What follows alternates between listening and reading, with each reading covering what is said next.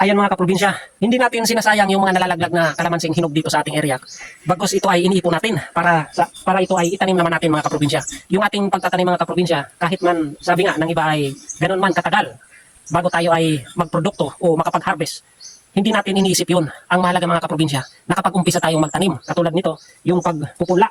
So hayaan lang natin siya na siya ay mabuhay, alagaan natin siya, hindi natin namamalayan sa paglipas ng taon ay namumunga na siya. Huwag natin isipin kung gaano katagal yung taon na haantayin natin upang tayo ay makapag-harvest.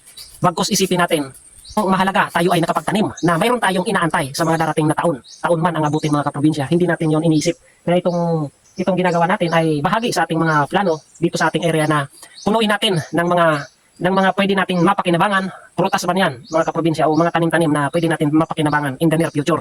Hindi natin iniisip yung kung ilang taon ba ito natin mapapakinabangan. So ayan mga kaprobinsya, nakaprepare na rin yung ating mga plastic seedlings dito. Itatanim na natin, ipupula na natin ito mga kaprobinsya para timing naman kasi dahil umulan at basa yung lupa, pwede na natin itong itanim mga kaprobinsya. Shout out po pala dyan sa lahat ng mga kaprobinsya natin dyan, sa lahat ng mga kaparmers natin na nakaka-relate ng aking content na pagtatanim. So shout out po sa inyong lahat, saludo po ako sa inyong lahat. Buhayin po natin ang mundo ng agrikultura. Huwag po tayong magsawa na magtanim ng magtanim. Suportahan tayo mga kaprobinsya, magtulungan tayo sa lahat ng mga content creator mga kaprobinsya dyan. So kaway-kaway tayong lahat dyan.